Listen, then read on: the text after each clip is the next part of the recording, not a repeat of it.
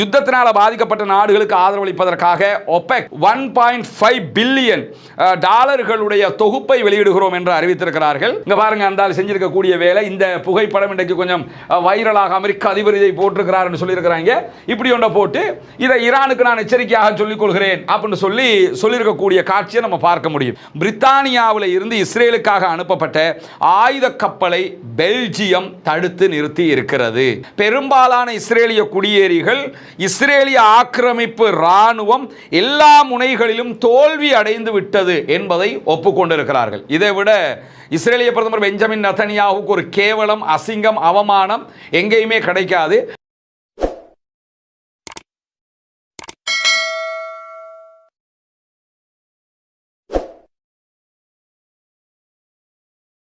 அன்பிற்கினிய சகோதர சகோதரிகளே, நம் அனைவர் மீதும் ஏக இறைவனுடைய அமைதியும் கருணையும் உண்டாகட்டுமாக என்கிற உயரிய பிரார்த்தனைகளோடு பாலஸ்தீனம் மீதான இஸ்ரேலிய ஆக்கிரமிப்பு இராணுவத்தினுடைய 2 ஆண்டுகால யுத்தம் ஒரு யுத்த நிறுத்தமாக மாற்றப்பட்டு இன்றோடு 201வது நாட்களை நாம் தாண்டி கொண்டிருக்கக்கூடிய சூழல்ல இஸ்ரேல் அமெரிக்க ஆக்கிரமிப்பு இராணுவங்கள் ஒன்றிணைந்து ஈரான் மீதான 40 நாட்கள் தொடர் தாக்குதல்களை நடத்தி அந்த யுத்தம் ஒரு யுத்த நிறுத்தமாக தற்காலிக நிறுத்தமாக மாற்றப்பட்டிருந்தாலும் என்ன ஒரு அடுத்த கட்ட நிலை என்பதை அறியாத விதத்தில் தற்போதைய நிலைகள் காலங்கள் கடந்து கொண்டிருப்பதை நாம் அத்தனை பேரும் புரிந்து வைத்திருக்கிறோம். இப்படியான சூழல்ல இன்றைக்கும் பலவிதமான செய்திகளும் இது தொடர்பாக வெளியாகி இருக்கிறது. குறிப்பாக இஸ்ரேலுடைய பொது ஒளிபரப்பு நிறுவனமாக இருக்கக்கூடிய ஹான் நியூஸ் ஏஜென்சி ஒரு போல் எடுத்திருக்கிறாங்க, கருத்து கணிப்பு எடுத்திருக்கிறாங்க.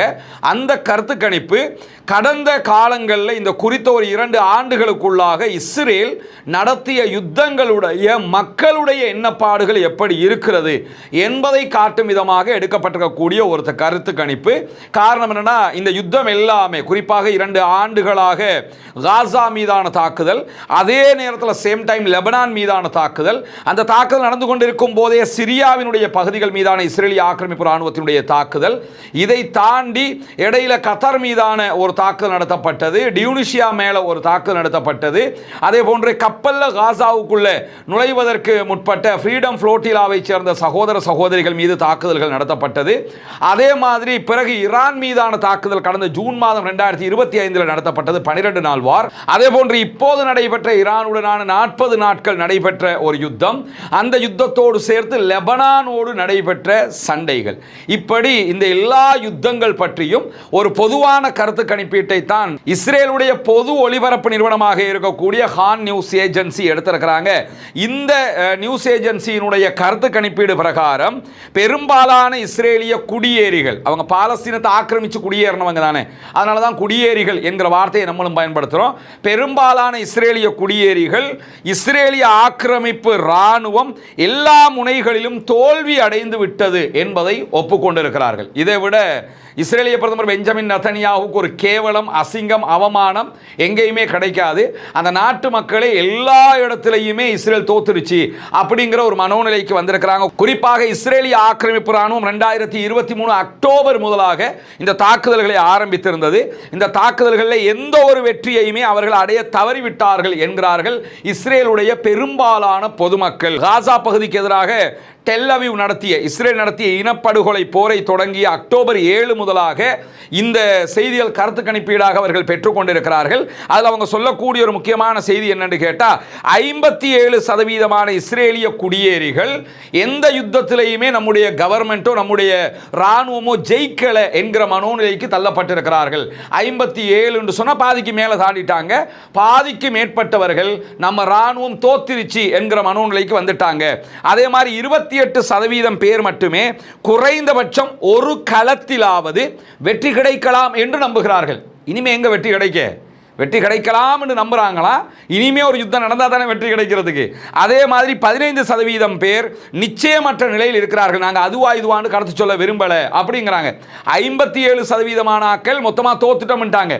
மீதி இருக்கக்கூடிய 43க்குள்ள தான் 28% பேர் வந்து நம்ம இனியாவது எங்கேயாவது ஜெயிப்போம் அப்படின்னு நம்புறாங்க. 15% பேர் நிச்சயமற்ற நிலையில் இருக்கிறாங்க என்கிற நிலையை நம்ம பார்க்க முடியும். எனவே பெரியதொரு அவமானமாக பெஞ்சமின் நெதன்யாஹுவுக்கு இது ஏற்பட்டிருக்கக்கூடிய சூழல்ல சிரியா சிரியாவில் இஸ்ரேலிய ஆக்கிரமிப்பு ராணுவம் நடத்திய தாக்குதல்கள் வெற்றிகரமானவையாக இருந்தன அப்படின்னு சொல்லி வெறும் 17% மக்கள் தான் நம்புகிறார்கள். சிரியாவில் நம்ம நடத்தின தாக்குதல்லாம் சூப்பர் அப்படின்னு சொல்லி 100 பேர்ல 17 பேர் தான் நம்புறாங்க. 100% மக்கள் 17% மக்கள் தான் நம்புறாங்கன்னு சொல்லியும், காசா அதே போன்று ஈரான்ல நடந்த நடவடிக்கைகள் வெற்றி அளிச்சிருக்குது நமக்கு அப்படின்னு சொல்லி வெறும் 16% மக்கள் தான் நம்புகிறார்கள். அப்ப என்ன அர்த்தம் கேட்டா, ஈரான்ல தோத்துட்டோம், காசாவுல தோத்துட்டோம் அர்த்தம்.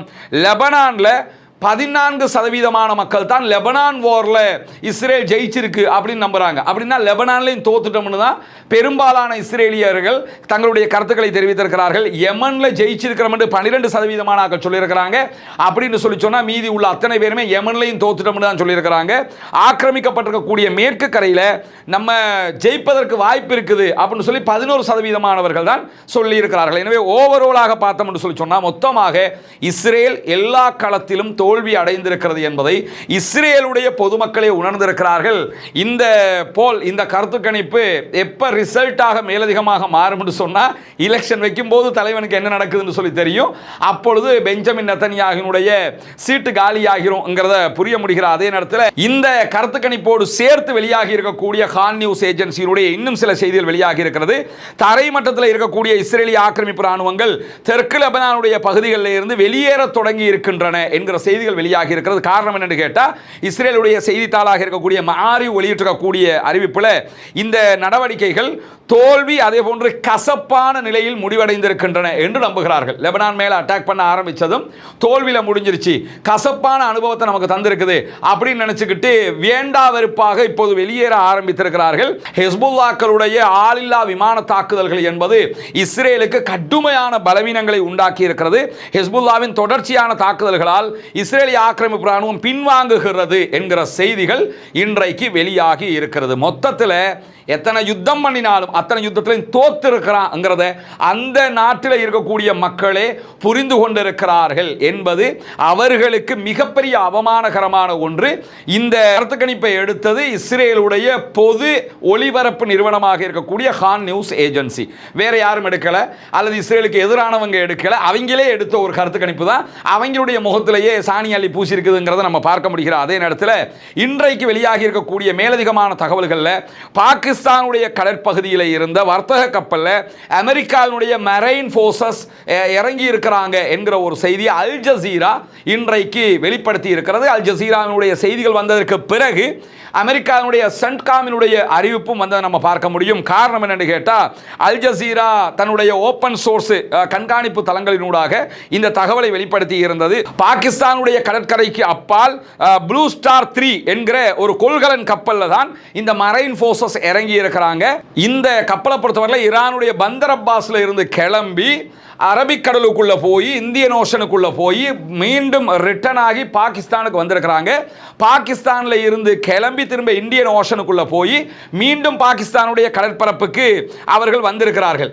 வந்த நேரத்தில் தான் இவங்க அதில் இறங்கி அதனுடைய ஆவணங்களை எல்லாம் சரிபார்த்த நேரத்தில் இந்த கப்பல் மீண்டும் ஈரானுக்கு போகல என்பது உறுதிப்படுத்தப்பட்டதால் அதிலிருந்து அமெரிக்காவுடைய போர்சஸ் வெளியேறி இருக்கிறார்கள் என்கிற செய்திகள் வெளியாகி இருக்கிறது. முதல்ல என்ன கவனிக்கணும்னு கேட்டால், அந்த கப்பல் மீண்டும் ஈரானுக்கு போகலதான். ஆனால் அந்த கப்பல் ஈரானுக்குரிய கப்பல். ஆனால் ஈரானுடைய கப்பல்களை எல்லாம் நாங்கள் பிடிக்கிறோம் கைப்பற்றுகிறோம்ங்கிறாங்க. இந்த கப்பலை ஏறிட்டு இறங்கிட்டு போயிட்டாங்க. கப்பலை ஒன்றுமே பண்ணல. நேற்றும் ஒரு கப்பலை வழிமறைச்சாங்களே தவிர கைப்பற்றலைங்கிறதையெல்லாம் நம்ம பார்த்துக்கிட்டு இருக்கிறோம். என்னதான் வீராப்ப பேசினாலும் அது அளவோடு தான் நிற்குதுங்கிறதையும் நம்ம அவதானிக்க முடிகிற அதே நேரத்தில் இன்றைக்கு அமெரிக்க அதிபர் டொனால்ட் ட்ரம்ப் இன்னொரு கூத்து போட்டிருக்கிறாரு. அந்த ஆளுடைய காமெடிக்கு அளவே இல்லாமல் இருக்கு. உண்மையிலே ஒரு அமெரிக்காவினுடைய அதிபர் எப்படி நடக்கணுங்கிறதுக்கு என்ன மாதிரியான ஒரு ஆட்களுங்கிறத தான் நம்ம யோசிக்க வேண்டியிருக்கு. நம்ம நாட்டுடைய ஜனாதிபதியில் இவ்வளோ டீசெண்டாக டிசிப்ளினாக நடப்பாங்க. அந்த ஆளை பார்த்தா ஒரு காமெடி நடிகரை போல அவருடைய செயல்பாடுகள் எல்லாம் அமைஞ்சிருக்கிறத நம்ம பார்க்க முடியும். அவர் இன்னைக்கு என்ன பண்ணிருக்கிறான்னு கேட்டால், ஈரானுக்கு ஒரு அறிவித்தல் விடுத்திருக்கிறார். இனிமேலும் நீங்கள் நல்லவன் மாதிரி நடிக்க முடியாது அப்படின்னு சொல்லிருக்காரு. ஏன்னா ஈரான் பேச்சுவார்த்தை களத்தில் தெரிக்க விட்டுக்கிட்டு இருக்கிறாங்க. நம்ம அப்படி பண்ணுவோம் இப்படி பண்ணுவோம், நாங்கள் இப்படி வந்தால் ரெடியாக இருப்போம் அப்படி அவங்க ஏதாவது சொன்னால் அதுக்கு முட்டுக்கட்டை போட்டு அதுக்கு ஏற்ற மாதிரி இவர்களுடைய பேச்சுவார்த்தை திறனை வெளிப்படுத்தி கொண்டே இருக்கிறார்கள். அதனால தான் அவர் என்ன சொல்றாருன்னா, இனிமேலும் நீங்க நல்லவ மாதிரி நடிக்க இயலாது, ரொம்ப விவேகமாக நடந்துக்கிறீங்க, இல்லைன்னா நான் உங்க மேல அட்டாக் பண்ணுவேன், அழிப்பேன், பிடிப்பேன்.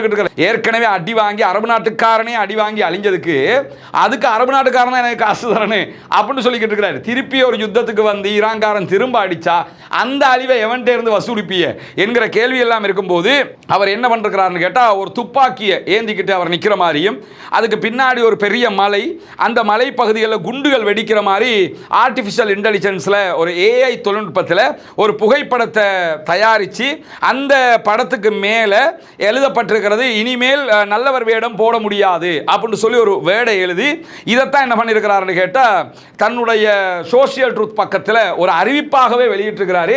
எவ்வளவு பெரிய லூசுத்தனமான வேலைங்கிறத நம்ம பார்க்கணும். இங்கே பாருங்க, அந்த ஆள் செஞ்சிருக்கக்கூடிய வேலை. இந்த புகைப்படம் இன்றைக்கு கொஞ்சம் வைரலாக அமெரிக்க அதிபர் இதை போட்டிருக்கிறாருன்னு சொல்லியிருக்கிறாங்க.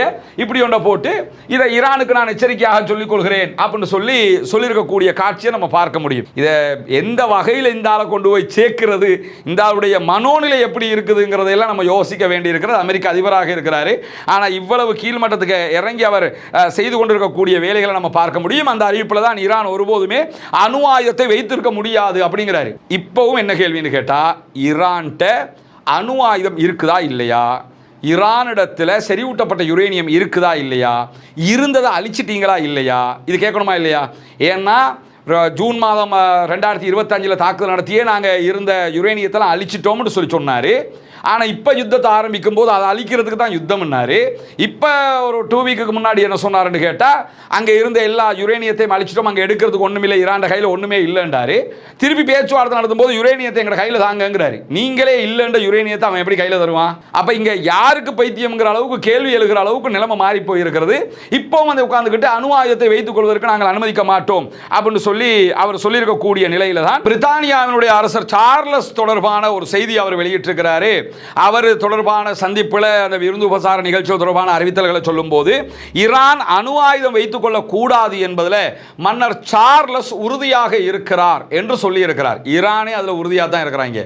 நாங்கள் அணு ஆயுதத்தை தேடலை, எங்களுக்கு அது தேவையில்லைன்னு தான் இருந்தாங்க, நீங்கள் தான் சும்மா இருந்தவங்களை உசுப்பேற்றி இந்த அளவு நிலைமைக்கு கொண்டாந்து விட்டுருக்கிறீங்க.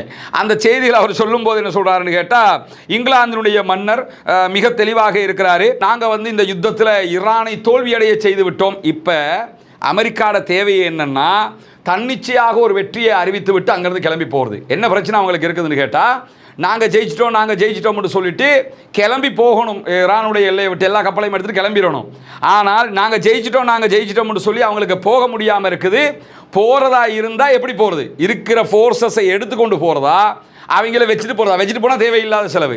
அவங்க இருக்கும்போதே நாங்கள் ஜெயிச்சிட்டோம் இவங்க போனாங்கன்னா யுத்த நிறுத்தம் கிடையாது, யுத்தம் எனி டைம் நடக்கலாம் என்று ஈரானும் தயாராக இருப்பான், ஹோர்முஸை எல்லாம் திறக்க மாட்டான்.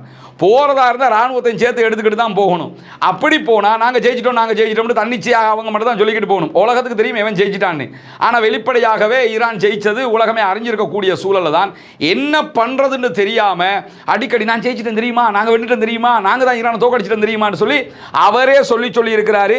எந்த விதமான ஊடகங்களும் அதற்கு ஒரு பார்வை கொடுக்காமல் இருக்கக்கூடிய சூழலில் யுத்தத்தினால் பாதிக்கப்பட்ட நாடுகளுக்கு ஆதரவளிப்பதற்காக OPEC 1.5 பில்லியன் டாலர்களுடைய தொகுப்பை வெளியிடுகிறோம் என்று அறிவித்திருக்கிறார்கள்.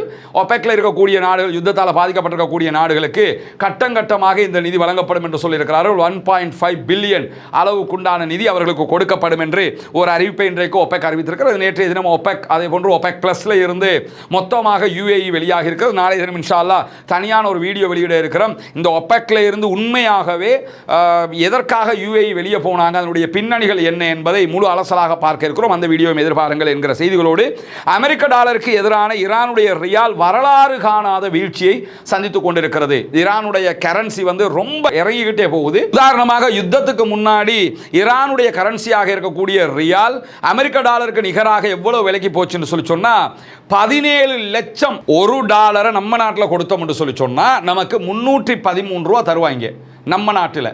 அப்போ நம்ம நாட்டில் ஒரு டாலருக்கான பெறுமதி 313 ரூபா. ஆனால் ஈரானில் நீங்கள் அமெரிக்காவினுடைய $1 கொண்டு கொடுத்தீங்கன்னு சொன்னால் 17 லட்சம் யுத்தத்துக்கு முன்னாடி தருவான். இப்போ 18 லட்சம் தருவாங்க. எப்படி இருக்கும்? $1 கொடுத்து 18 லட்ச ரூபா காசு தாங்க. அப்படின்ற மாதிரி எடுக்கிற அளவுக்கு நிலைமை மாறி போயிருக்குது. இது ஈரானுடைய பணவீக்கம் அதிகரித்து ஈரானுடைய கரன்சி கீழே இறங்கிக்கிட்டே போகுது என்கிற தரவுகளும் இன்றைக்கு வெளியாகி இருக்கக்கூடிய நேரத்தில் தான் இந்த ஈரானுடைய யுத்தம் காரணமாக ஈரான் ஹொர்முஸை மூடி வச்சிருக்கிறாங்க. கப்பல் போக்குவரத்து முழுவதுமாக நிறுத்தப்பட்டிருக்கிறது. இந்த காலகட்டத்தில் பனாமா கால்வாய் வழியாக பயணித்த கப்பல்களில் இருந்து பெரும் வருமானத்தை பனாமாவினுடைய அமைப்புகள் பெற்றுக்கொண்டிருக்கின்றன என்கிற தரவுகள் இன்றைக்கு வெளியாகி இருக்கிறது. பனாமா கால்வாய் ஆணையத்தினுடைய நிதி தலைவர் வெளியிட்டிருக்கக்கூடிய அறிவிப்பில் கிட்டத்தட்ட கடந்த ஆண்டு இதே காலகட்டத்தோடு ஒப்பிடக்கல எக்ஸ்ட்ரா மேலதிகமாக 300 கப்பலுக்கு மேலே போயிருக்குது அப்படின்னு சொல்லியிருக்கிறாங்க. இந்த பனாமா கால்வாயால் பயணிப்பதற்காக ஒவ்வொரு கப்பல்கிட்ட இருந்தும் 3 லட்சம் தொடக்கம் 4 லட்சம் வரைக்கும் டாலர்களில் பணம் அறவிடப்படுகிறது. $3 லட்சம் அல்லது $4 லட்சம் கட்டிட்டு தான் போகணும். கடைசி நேரத்தில் கட்டுகிற சில கப்பல்கள் $4,25,000 வரைக்கும் கட்டிக்கிட்டு போறாங்கன்னு சொல்லி அசோசியேட்டட் பிரஸ் வெளியிட்டிருக்கக்கூடிய தரவுகளை பார்க்க முடியும். இங்க இருக்கக்கூடிய கேள்வி என்னன்னா, பனாமா கால்வாயில் போக்குல பணம் கட்டிட்டு போறான், அதே மாதிரி சுயஸ் கால்வாயில் போக்கில் பணம் கட்டிட்டு போகிறான், மற்ற இடத்துலலாம் பணம் கட்டிட்டு போகிறான், அதே மாதிரி ஹொர்முஸுக்கும் பணம் கட்டிட்டு போ அப்படின்னு சொல்லி ஈரான் சொல்கிறது. அப்போ இதை மட்டும் எப்படி எதிர்க்க முடியும் என்பது தான் இங்கே இருக்கக்கூடிய கேள்வியாக இருக்கிறது. இதையெல்லாம் பயன்படுத்தி தான் பார்த்து தான் இப்போ ஈரான் காரணம் என்ன சொல்கிறான்னா, எங்கள் ஏரியாவை நீ தானணுமா, எனக்கு பணத்தை கட்டிட்டு போ அப்படின்னு சொல்லியிருக்கிறேன். அந்த பணத்தை நானும் ஒமானும் பிரிச்சுக்கிறோம், ஏன்னா எங்களுக்கு தான் அது சொந்தமாக இருக்குது அப்படின்னு சொல்லி வாதிட்டு கொண்டிருக்கக்கூடிய செய்திகளுக்கு மத்தியில் தான் இன்றைக்கு ஹவுதீஸ் ஒரு அறிவிப்பை விடுத்திருக்கிறாங்க. ஹவுதீஸ் என்னன்னு கேட்டால், நாங்கள் நடுநிலையானவர்கள் அல்ல.